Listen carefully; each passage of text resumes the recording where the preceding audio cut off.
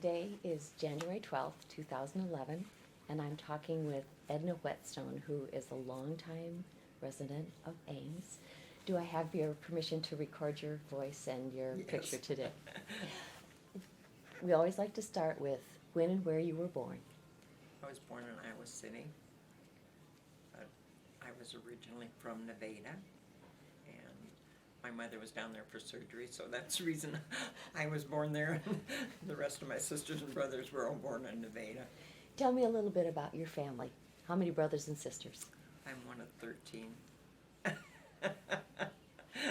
And where do you fall in that birth order? I'm fifth from the bottom. When did your family move to Ames? We moved over here in 1951, the last time. Kind of bounced back and forth because there was no work and with that many kids, there wasn't a lot of places in Nevada to live. So originally I lived over in Nevada, and then we moved over here in 1951. And I've been here ever since, except for the 2 years when my husband was in service. Tell me a little bit about schooling. You did not go to public school. You went to... St. Cecilia's. What was that like? What was it like? I think it's excellent. All my kids have gone to St. Cecilia's and then on to high school, so... Now, you went to the St. Cecilia's when it was still on Lincoln Way. Yeah, the old St. Cecilia's down on Oak, and I have no complaints about it. Tell me, there's lots of material for comedians about sometimes the teachers. What were your teachers like? We had nuns then, and I had no complaints on them.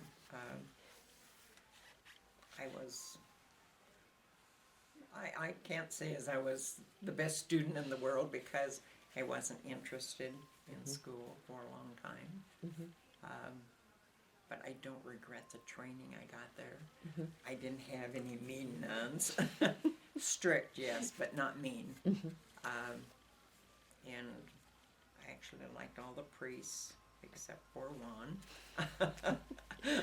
So after you graduated from St. Cecilia's in 8th grade, what happened next? I got married. I got married at Nevada by the Justice of the Peace, and I started working. So that's when your work life started. Actually, I started working in Nevada for an old couple when I was 12 years old. I went every Saturday morning and did the dishes that had accumulated all week and scrubbed the floor and just did the running because the wife had arthritis so bad. And it was just a very good learning experience. And you learned to show up on time, do what someone asked you to do? well, back then money was tight. I think I made $1 for Saturday morning, but that was big money back then. So, So what was your first job outside of the home? oh, let's see, restaurant work. Where was that? Oh gosh, I worked at the Dairy Dream. And people And I might not worked know at- where the Dairy Dream was. But I worked at the Canning Factory. Okay. And that, I wasn't very old, so you didn't do anything. Actually, you just pulled corn down. And I didn't work there for a long time. Now tell us where the Canning Factory was located. That's down on Bourne, the end of Bourne, and is it 2nd Street, I think. Then I worked at the Dairy Dream, which was on South Duff, which was kind of like an ice cream place like the Dairy Queen now. And I've worked in restaurants, at different restaurants, but at different hours. So I've had a... Well, let's go back to that Canning Factory. Some people may not know. How big was it? What was it like? How'd you get the job? Well, you got the job because my mom worked down there, and at that time Chavis's had the canning factory, and everybody was working. It didn't make any difference how old you were. You went to work, and you see, I wasn't very old. Do you remember what year you started there, or? Well, you know, I was asking my sister. She said she thought it was in 1944 because she had worked down there. In fact, I think all of my sisters had worked down there. You know, even if it was nothing more than for a weekend when the corn, you know, they were real busy. Now, you were born in 1937, so you weren't very No, old I when you was- started none of there. us were. And did you get paid?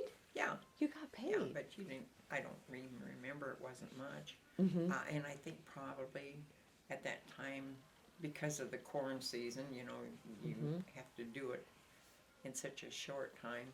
And I think they employed a lot of people because nowadays you wouldn't work at something like that. There would be child abuse probably now. But you know, it was fun, really. I mean, I can remember how sticky walking across the floor because of the milk from the corn and everything you touched was sticky. And I remember all the worms on the ends of the corn. And you know, I used to think back then, it's like, I'm never going to eat corn again. But it was very interesting. And, So your mother worked there for a long time period?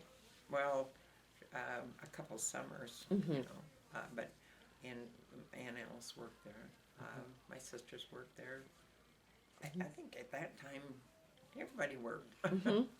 When they needed help, they sent out the call. Well, yeah, and you were willing to work for anything, you know, if it brought a little money in. So, yeah, it was very interesting. I think there's a lot of people that work for the canning factory that, if you talk to them, all the stories were different because of the different areas that they worked in it, you know. Some of them where they wore their little white hats and the hairnets and all that kind of stuff. So, yeah, it was very interesting, too. Now, were you still a youngster when you worked at the Dairy Dream as well? I was married. Oh, you were married. Well, you were still a youngster. I was still, yeah, I got married when I was 15. And that was just summer employment. So, and it was just like you know, I worked part-time because I had other jobs that I worked at. And then I worked at the restaurants. Tell me about a restaurant where you worked. Okay, I worked for the Pink Cafe, which belonged to Sutters. That was over on Lincoln Way.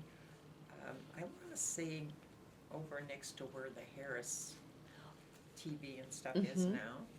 And What kind of a restaurant was it? It was just Mr. Sutter had the barber shop, and then they just started the restaurant, so I worked morning hours there. But on the other side, on the east side, was the Breeze House Cafe, and I also worked there. And that was just that was behind the Breeze gas station, and see, none of those places even exist anymore. Now, what would be the meal that would be served at either the Breeze Cafe or Mr. Sutter's? Was it big meals, or was it like a luncheonette? Or? Well, it was a luncheonette, but they had like their lunch special, sandwiches, everything. So it was a full restaurant. In fact, I worked at Sutters when they were redoing the underpass. And so that was kind of interesting because we had a lot of construction workers. Let's see, where else And so the Breezeway was right next door. So that was it was just on the other side. Yeah. And then and these are all places that don't exist anymore. The Nap Cafe out across from West Street Grocery, which was in the paper the other night. I worked for Bill and Foley out there. I worked nights then. Now, I'm trying to picture that there was a cafe on the other side of West Street Grocery. On the west side of the street or the north side It of the would street? be right across the street from, I can't even picture that. My goodness. I think that was out there for 5 or 6 years. And that was a lot of college trade.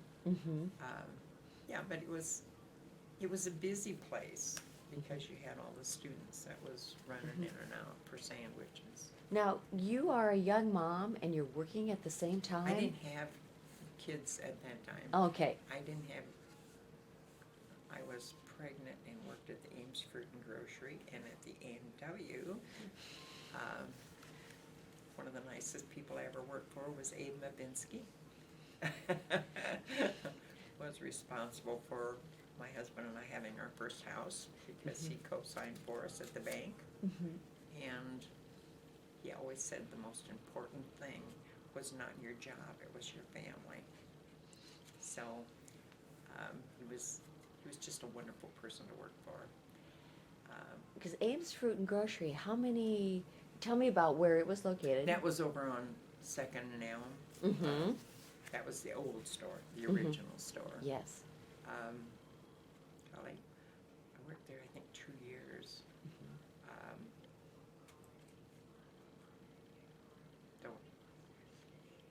I worked nights and the weekends because nobody else would, nobody else wanted to work those hours. And he was very considerate because he was willing to pay me some extra money, but he paid for my babysitter. And so pay wasn't great then, but it helped a lot because at that time when my boy came along, the only money I got was he paid for my babysitter, and the rest of my paycheck just went for baby food and the milk that my boy used. I didn't. There wasn't any other money. That's all there was to it. Yes. So it was, but he was a wonderful person to work for. And how long did you work for them? I worked there for 2 years. And gosh, I have to stop and think where. Yes. I worked for 2 owners at the restaurant down on Duff. Elmer Johnson owned it, and then he sold it to Larry Baldus. Now, which restaurant was this? Cozy Cafe. Okay. And it's not there anymore. That's where the satellite building is, down there next to the gas station. Met a lot of wonderful people. It was a very busy restaurant, believe me. You had all your coffee clan. And then I worked when I was working at the grocery store, I managed A&W Beer. Because those were mostly night hours, and a lot of wonderful kids there. And I still keep in contact with a lot of them. I worked for Collegiate Manufacturing. Oh, tell me about that. How long did you work there? I didn't work there too long because this was about the time that we were getting ready to go into service. And I went with my husband when he was drafted. I worked for the Ames Laundry for a little while. A job I learned a lot, but I didn't enjoy. But it was very interesting because every job I learned something from. So I have no complaints about any of the places that I work.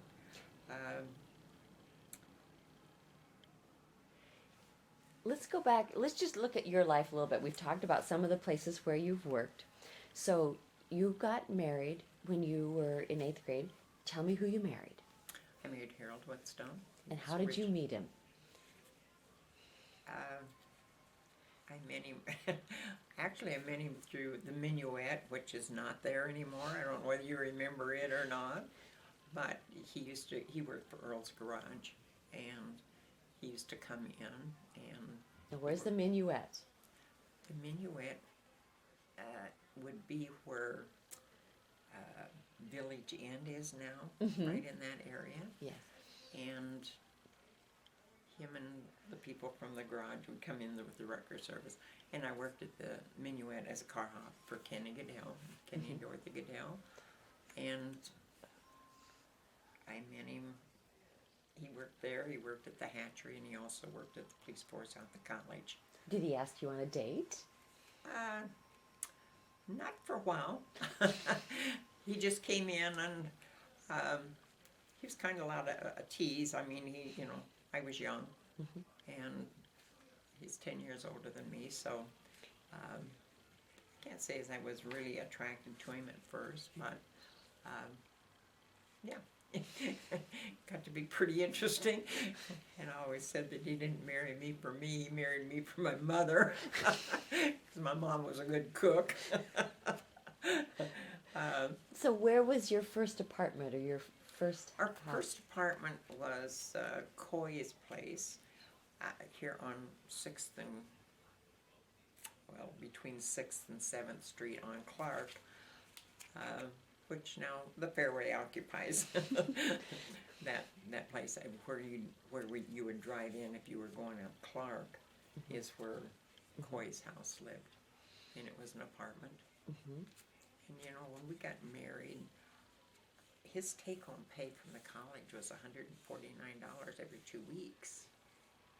So times have really changed. I said, I know, I look back now and I stop and think, at one time when our first girl was born, she had a lot of medical problems, and it was like, I think we owed every finance company in Ames. And it was $29.95 a month.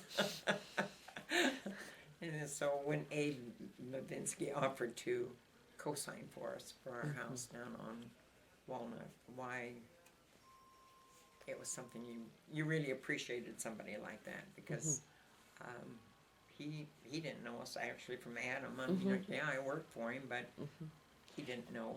And do you know when that was that you got your first house down there on Walnut? Yeah, we moved down there in 1959. 1959. Wow. It was a little tiny 2-bedroom house that right now you could sit the whole house in this room. And we kept adding on, and so yeah, I have no complaints about my life. So you moved into this little house, and at what point did your husband Harold move from the campus police force? Like he started city work. He left the campus police force when he was drafted into the Army. Which was in 55. Came back, and Kenny Taylor lived down the street. He was fire chief at that time, and he said, "Doc, come up and put your application in," and he was hired. And so he worked there, and then he did all kinds of part-time work on the his off hours. And then he worked for Maddox Transfer, and then in 1973 he bought Maddox Transfer, and he quit the fire department. Then he went to school for the school system. And although he did take 9 months off and went to work for Sunstrand out here, but he did not like manufacturing work. He didn't like to be cooped up, let's put it that way. So then he went back to the school system. And it was a job that he loved because he was at all the schools. And when he passed away, we had 5 years of scholarships there because it was something that he would have wanted. So he enjoyed his job. He enjoyed going to all the schools. Kids changed a lot. They were, in fact, he always felt sorry for the teachers because kids were little beasts. I don't know whether you want to blame it on the parents or what, but I think a lot of parents expected the teachers to raise their kids, and doesn't work that way. So when you were in these restaurant positions, did you have some fun customers or some noteworthy people? I had beautiful customers. I loved every one of them. I think probably the ones that I think so much of and think often of were the people from Dunlap Motor, which isn't there anymore. They were in the people from the mill. They were steady customers. You know, you get to the point where it's like, okay, this one's coming in, so you know what kind of coffee. You know, he wants toast with this. We had the railroad workers that like, okay, you know, fix a couple egg sandwiches with mustard because they were regular. They were regular customers. And of course, then you had all the policemen because back then we gave them free coffee and stuff. So, yeah, it's a very interesting life. working Do with you the public. remember where you were, because if you are in a public position like that, and you're working at the grocery, working in restaurants and that kind of thing, when there are big national events and, you know, people come in to talk about it, do you know what I'm saying? Sometimes, you know, there are big things that happen in town and people kind of gather and You know, talk about it. I can't say as I worked at any place that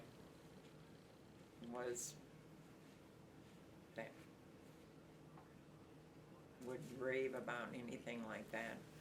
Oh, I guess I'm thinking, you know, sometimes when there's a big national event, people sit down, they have their cup of coffee, and there's a big discussion or something. You don't No, know. because usually ours was the common people that weren't really probably associated with stuff like that. Mm-hmm.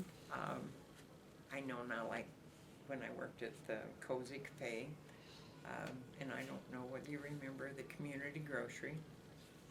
Okay, there was an old couple that lived upstairs there, and I mean, old and very poor. And so, at the end of our shift, when we got ready to close the restaurant, you take the leftover meat and gravy and potatoes up to them. That was just what Elmer Johnson did. Mm-hmm. You didn't throw anything away. And Mm-hmm. so, I think so many times a lot of the restaurants discard stuff, and we have people that need that food. Mm-hmm. And you know, it's the homeless shelter. You can give to stuff like that, and so it was just a thing on his part. He didn't have to do that, but it was something that he could afford to do it. So You are such a positive person. I kind of know what the answer is going to be to this question, but I'm going to ask it anyway. Tell me about some of the people that you worked with that were some of your favorites, and people that you've mentioned lots of people who are your employers who really did lots of good things for you, but some of the fun people you've worked with. actually, I've worked with a lot of good people. Then, you know, we were all poor, I think. I think probably I'd have to say the ones at the grocery store, which Dave Wheelock is one of them. Dave and Phil Wheelock both worked for Ames, Ames Fruit and Grocery. And a lot of the people that I worked with at 3M, because I worked there for 23 years. And they were a good bunch. You work with them so long, they're like family. You actually know more about them than you do your own family, to be honest with you. And after 23 years of working nights at 3M, yeah, I probably was closer to the 3M people than I was my own family. And you worked nights because your husband worked days, and that way you could kind of Well, keep the family moving that way. I worked nights because this way we didn't have to hire a babysitter. Plus it was more money. We were poor. So every penny counted. But actually I worked, in 1974 we had a layoff at 3M. And so I had to go for 3 months on the day shift. And I hated that. The paging, the constant noise level, although 3M is noisy at times, but when you have that constant paging, I was ready to quit because of that. I love the working nights because it was just a lot better for the family situation because my husband was home at that time, so we didn't have to worry about the kids, and then I had to fall back on my mom for a lot of babysitting. She lived across the street, so she was always there, and we had a wonderful neighbor lady that worked at Woolworths at McCartney, and so she was like a grandma to my kids, and so I didn't really have to worry about my kids. There was somebody there, and I'm from a big enough family at that time. We all had kids, so we were together lots of times. I'm sure if you and I were in a car together and we were driving down Lincoln Way, say from Duff Avenue all the way out to, oh, like Franklin or something like that, I'll bet you would have a lot of memories. So I just want you to kind of play along with me here. You're getting in a car and we're driving along that street. What's coming to mind to you as you're headed west on Lincoln Way? If I was to, well, even from 1959, when we moved down on Walnut, and I was headed west, the first thing you'd see was the skating rink, the big roundhouse. Because when we moved down there originally, the Wilson School down there, that was a football field. Mm-hmm. So we had a lot of Friday night football games with all the lights, and you'd listen to the band and everything. Now, just for everyone's, I know where that is, but let's make sure. What you're talking about is just east of where the DOT is now, right? Yeah. And it's kind of a parking lot for Well, the it's- Hy-Vee and Hobby Lobby. Yeah, That's what we're yeah, talking about. that's- Okay, that was the Yeah, location. that's where the skating rink would be. Yes. And then you have to stop and remember that on the corner of Clark was the old concrete, and I don't even know what they called it. But Hosey John will, Hosey John will work there. And what was it? It was the concrete, I think it was Ames Concrete. Was at it that mixing time. in the Yeah. gravel and Yeah. all that? Mm-hmm. And then, well, clear back, where, is it Taco John's that's there on the corner? That used to be the Fall Oil Company. Now, I don't know that. Tell me about that. Well, it used to be a restaurant. And then across from the DOT was the Host Cafe. Gracious. So, when you were an 8th grader, or when you were going to St. Cecilia School, how did you get there? Did you walk? At that time, up here on Fifth Street where the city light plant is, okay, we lived in the city-owned house there, and so we walked from there to St. Cecilia's. Well, that was a pretty decent, that's a pretty good hike. That's a long walk. It was in the wintertime. Dwight Fowles had the checker cab, and so if the weather was really bad, my mom would have him pick us up. Mm-hmm. But normally we walked. Lots of times the breaking point was the Overland Cafe, and I don't know whether you remember that, but we'd go down to the basement and go to the bathroom, and then you walked over across the overpass and then down the steps to go to St. Cecilia's. Mm-hmm. I don't know, I guess we never thought too much about the walk over there. Now, I'm thinking the Overland Cafe was just south of where the post office is now. No, the Overland Cafe was down where Wells Fargo or... Oh, okay. that was the Overland Cafe. Okay. The first time we moved over here, we lived in a house right across from... The house was situated where Big Bertha... Oh, yeah. Okay. House was situated where Solid waste is. Okay, all right. Okay, when we first moved over here, the first time that we moved over here, back in like 43, 44, we lived in an apartment down there. Mm-hmm. And across the street, in that big building, was the Coke plant. The Coca-Cola. Oh, well, I'm sure there's pictures of that up there in the historical thing. And so we walked from there over to St. Cecilia's, and usually you just walk right along Lincoln Way. Mm-hmm. At that time, the Teronises, if you're familiar with the Teronises, they lived in the brick house down there on Lincoln Way, so usually we'd all walk together. Mm-hmm. And back then, I think the Teronises and the Martins was the only black people. And so when we went to El Paso, Texas for service, I had grown up with black people and with Mexicans, so that didn't bother me. But when I went to work down at the A&W in El Paso, Texas, while my husband was in service, we weren't allowed to, we could take their orders, but everything had to go for a black person.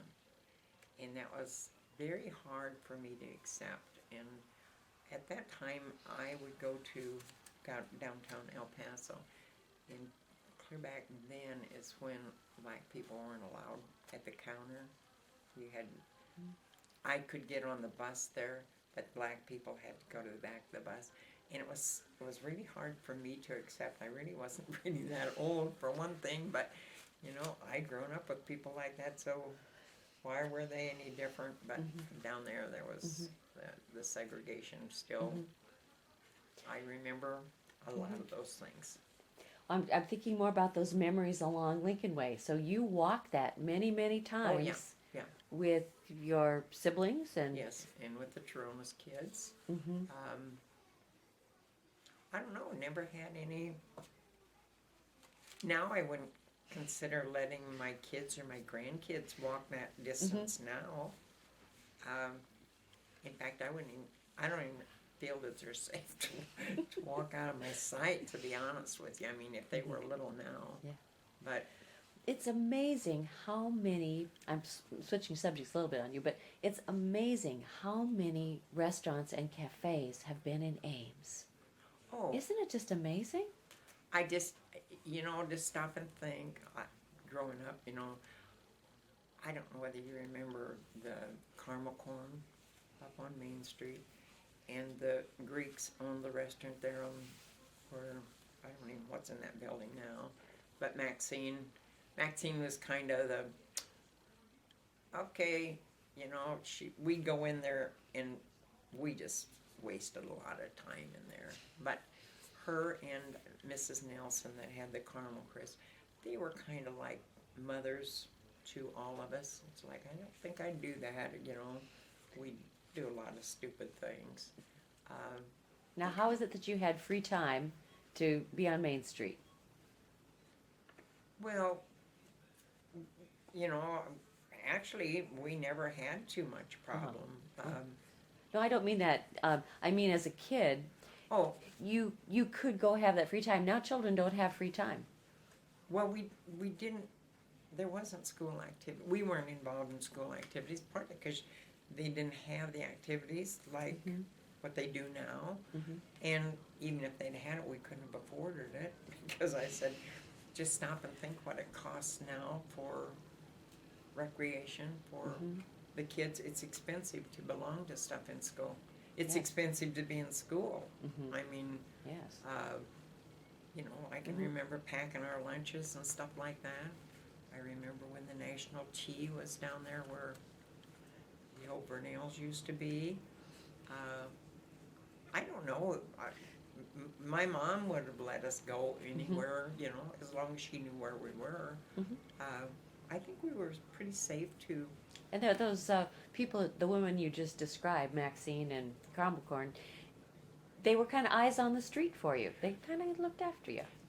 They were the mothers to all of us. I mean, you know, back then, I don't know. I don't even.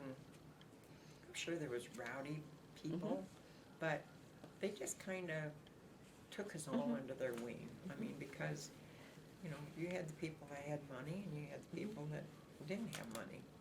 But I don't know. We kind of abided by what they said. We respected them. Let's put it that way. I miss a lot of those people. You know, it's like the Frango's restaurant. You know, all those places. Maybelline's Cafe up there. I can't even remember all the. But it's just amazing there have been so many of those restaurants and cafes in Ames, kind of come and gone. I had a rummage sale a couple years ago, and I bought one of those, the City of Ames, well, I guess it's a game, kind of like Monopoly, but I never opened it, and I sold it, and I'm really sorry, because what it was just like Monopoly, but it was, the places here in Ames that was on the board. And I said, now I'm kind of sorry that I got rid of it because so many of the things don't exist anymore. Cardinal Cleaners, Ames Sanatorium. I just stop and think the Union Story Bank, when the day that Abe Mavinsky told my husband and I, he said, because I was in tears. It was like, oh no, I'm going to have a third baby, and we have this, you know. And so he said, well, what do you need? And it's like, well, we'd like to buy a house, but, you know, we don't have the money, and we don't have good credit because you're just stringing along trying to support what family you have. And he said, well, tell you what, he said, you meet me at the bank at 8 o'clock. And he said, we'll see what we can do. And it's like, my husband said, well, Abe, the bank doesn't open till 9. He said, you didn't meet me in the alley. And so Union Story Bank was on the corner of Burnett and Main Street. And he did. He pulled into the alley, blocked the thing. We went in the back door, and he said, give me blank note. And he signed a blank note. He said, you take care of them. And that's how we got our house down on Walnut. He never asked for any collateral. He never asked us to sign our life away. Nothing. And the sad part is, we had already been to that bank and asked for a loan, and they refused us. But Abe Mavinsky signed. And yeah, I worked with his sons over there at the thing. So I'm sure when his son went to prison, I'm sure that Abe probably turned over in his grave because Abe was a very fair person. You know, all the bums came through town. I said, later in life when we used to go up to Britt, to the hobo convention, it was just kind of funny because we walked down the street with Boxcar Willie, and because my brother-in-law was police chief up there at that time. But I just thought of all the hobos that used to come into Ames Fruit and Grocery, and it's like, well, where's your boss? And Abe would take him back, and he'd slice some meat, and he'd give him a loaf of bread. And I look back when I worked over there, and anybody that went to Ames Fruit and Grocery will tell you that Abe was always going to give you a deal on the fruit and vegetables because they were either aging out or... But he didn't treat his customers any better or any worse than he treated his own family, because when he would bring Fanny, his wife, in, it was like he would go over to like the fruit department and he would pick out not the best. He always picked out the stuff that we would probably would have had to throw away. So if it was good enough for him, it was good enough for people to have a good deal. And he was just, you know, he would take some of the people that came into the store that you knew had no money, and it's like he put his arm around you, and it's like, I give you a good deal. I give you a good deal. And so you could walk away with a great big sack of apples or oranges. Yeah, there was some that was starting to spoil, but you did get a good deal, really. And I know that the little kids, when the kids would get out of St. Cecilia's and come over, and we had some kids that used to shoplift. They were little, and Abe knew who the kids were. He never really said too much, but he would always tell the priest which ones, and then the priest dealt with things like that. Because Abe was one of these people that don't steal from him. If you needed it, you go and ask, because Abe would give it to you, but don't steal. And so it was just something, and I said we used to stock shelves, and back then, and because I have kids that, you know, they use a carton of milk, and it's like they throw the whole carton in the garbage, but when we were, back then they didn't have compactors and stuff like they do now. And so when you stocked the shelves, it was like you either stomp that box down or you cut it down. And now we have compactors for everything. But there was no sense in you throwing out a full box because that box would take up too much room. But if you cut it down or you stomped it down, and so to this day, I still can't throw anything in the garbage unless I stomp it down. So Mr. Bezvinsky is responsible for that. You talked about children at St. Cecilia School, and you mentioned the skating rink. So let's talk a little bit about that. When would you go to the skating rink? And well, we went there, and then Pop and Mom Carr used to have the open skating rink out by the pool, and we went there. Now, skating rink, we're talking what kind of skating? Roller skating. Roller skating. Okay, so it was okay. But we're not talking about ice skating. We're talking roller skating. Yeah. they had the open one down here by Carr's Pool, Okay. and I hope they never get rid of Carr's Pool because that's a legend that should live on forever because of Mom and Pop Carr. Because if you grew up in Ames and you didn't know what caring people they were, you missed something because they were great people. You know, the poorest kids got to take advantage of all that stuff. So they actually had a roller skating rink outside. It was, all it was it had, you see the snow fence along the highway, that's all it was around Okay. it, but you could stand. But there it was a and hard watch surface that Yeah, you yeah. could skate on. Down at the old, by the Carr's Pool. Mm-hmm. And so, Mom and Pop Carr were great too, so many people. And it's something that everybody should know about them. You know, and if you grew up in Ames, why, yes, I think that would be typical if someone said, you know Ames, you remember the Carr's Pool or the skating rink. Yeah, you and I don't care how poor you were able to take advantage of those. And what about the skating rink on Lincoln Way? That was the Roundhouse, and you know I can only remember being over there a couple of times, but it was such a massive, big building, and you know I guess when we first came over here to Ames, it was such a big building when you stop and think about it, because I said, you know, a little kid looks up at the building and thinks, oh, that building's so high, but as you grow, it's like, oh, gee, it's not very high at all. And so, yeah, there's been a lot of changes. And what, did you ever roller skate down at the Skateland on Duff? Yeah. Yeah. Yeah, but I was older, and by then I got to the point where I was more scared to be on it, because you know, you've seen someone fall and break an arm or something like that, and it's like, yeah.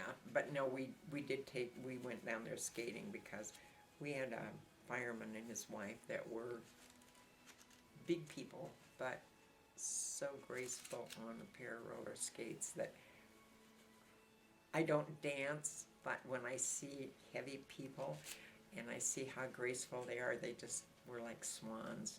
And so actually I got more enjoyment out of watching them. But yes, our kids all went skating down there and down J4 when it was over across the street. Right. I'm thinking about the Roundhouse for just a second. My memory may be faulty, but I was also thinking that was the basketball. Basketball. But I think they skated there too. Let's put it that way. Because I was thinking that was more like the basketball arena for Ames High School. Yeah, and because football, and you know, I said, I don't even remember when they did away, because I can see the bleachers and everything there behind Wilson School, because it was, do you remember Wilson School? Yeah. It was always interesting because we would watch the kids. Oh, no, I know what you mean by Wilson School. Yes, it's on South. It was. It's Clark. where the senior center. Yes. I know Wilson. Yes. But I'm sorry, it used to be Wilson School. Yes, I know that. And I'm sorry, I kind of it was flipped for a switch there. The handicap, and I said, you you had to be there to observe how good the people were with the kids when they come to school, because some of them were really tough had shape. to be a challenge. Yeah. But they were remarkable with the kids, and it was interesting to watch how a lot of the kids grew up in a school year, you know, from start to finish. It was interesting to watch the kids. I remember a lot more things like that. I think because as you get older and you observe the kids. I remember the kids going to school down at Central. All the changes in Ames. Well, I said really, I stop and think when we got married, 13th Street was, you might say, the end of Ames. And I said, look at it now. I said, it's just hard to believe that there's such a whole town up here north of 13th Street. Exactly. There's just, well, even south of town, it's the same way. So it's been interesting to see the change that Ames is. Now, I was just going to quick flip back to your childhood for just a second, because you said that your mother worked a lot and worked hard in the canning factory and other places. But what did your father do? My father was a mechanic for John Walker at Nevada. My mother and father were separated. My mother raised the last 10 of us alone. They were not divorced, but they were separated. And seriously, I didn't have much use for my dad. My dad was an alcoholic. And so as a result, I don't mind you having a beer or something, but I don't like to be around drunks. I don't eat, and I go to communion up here at St. Cecilia's, but there's no way in the world that I'd ever even taste the wine. It's just It influenced your life in a big way. I don't like to be. I've seen happy drunks, but my dad was a mean drunk. And my mom always said that she used the Bible for her crutch, and my dad used the Bible for his. But they lost their oldest child when she was 18 months old. And according to my cousin, I have to look at my dad as I saw him and what I was raised around. But then when I look at my dad through my cousin's eyes, when I was taking care of her, it was altogether a different person. They changed after their loss of their oldest daughter. So Tough times. Have mixed feelings, but yeah, I didn't have any respect for him whatsoever. Well, it's obviously shaped your life, and you have a great deal of respect for your mother and the kind of strength that she gave you. My mother was a wonderful person, really. She was very down to earth, very knowledgeable person, but a very fair person. And there wasn't a thing that she wouldn't do for you. I mean, if it was within her power. She was just, I don't know, I think part of it, she worked at Donnelly's for years, but then she gave up her job at Donnelly's so she could be home with us kids when we got off the school bus when we lived out in the country.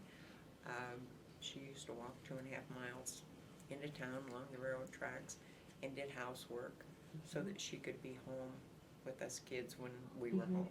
Yes. And my mom, I don't think would ever ask anybody to do something that she wouldn't do herself. And so I think I've kind of lived like that myself. She was a good model for you. She was a good model, I think, to a lot of people.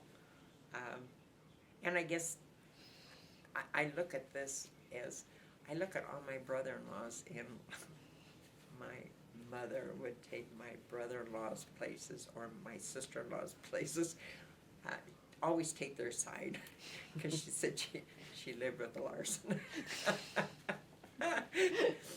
And all of my brother-in-laws just loved my mother.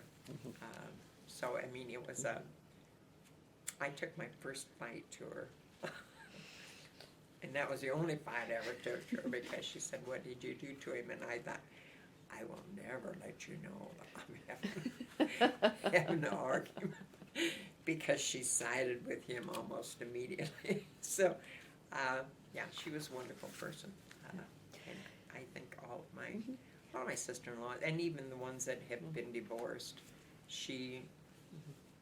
they were still part of her family.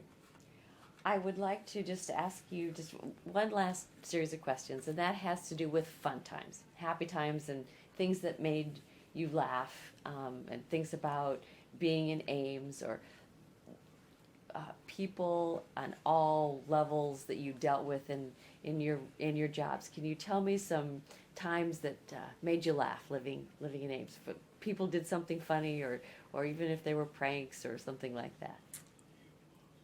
I'm kind of springing this on you without telling you I'm going to ask you Well, this. let's see. I guess the one that I would, because the other night in the paper was kind of funny because they had a picture of Earl Holdridge in the hospital, and the highway patrolmen are all there. Well, when we got married, my husband and I got married by Mr. Looking Bill over at Nevada, Justice of the Peace, and because at that time my husband was on the police department. When we left the courthouse, they chased us. And we're talking highway patrolmen, Bill Severin, Vander Linden, Chuck Elliott. I'll tell you, they were law enforcement people, but we did a lot of crazy things getting away because they were going to put him in jail for the night. So, yeah, because we ran in and out of the gas stations down here on Duff and Lincoln. That is a good story. To dodge all of them. But back then, they were a close bunch of people, all of them. Bill Severin is now dead. I think Vander Linden is dead. Chuck Elliott died. There was, I don't know, city police and the highway patrolmen, all because they were just a good bunch of guys. Well, that is such a good story. I'm guessing you may have another one up your sleeve. Can you think of another one for me? That's good. Well, that one was the best. Yeah, there's probably a lot of them, but maybe some of them were. I can say one that we had at home because a lot of people would know who the assistant fire chief was at that time was Delbert Peterson. And I enjoyed his wife very much. Delbert was I had worked with his sister at one of the restaurants, and we did a lot of going back and forth visiting on the fire department when we were on there because you live with those guys for 24 hours, and so they were our family. And I know he came down to the house one day, and he was one of these people. It's like he was used to telling his wife, "Pour me a cup of coffee," you know. And it's like in my house, if you want a cup of coffee, go pour it yourself. I don't care. I mean, I've always been that way because we're a big family. You just come in and it's like, oh, you got something in the refrigerator to eat that, you know, they help themselves. And so he came down to our house one day to talk to Harold, and they were sitting there, and he was kind of cocked back on a chair, and I pitched him a little can, and it had peanuts all the way around, like a little Planters peanut can. I said, "Here, Delbert," I said, "have some peanuts," and I threw that can over to him. And so it's like, "Oh, okay, thanks." And he went to open it, and when he took the lid off, a snake popped out. It was a spring snake because it's loaded.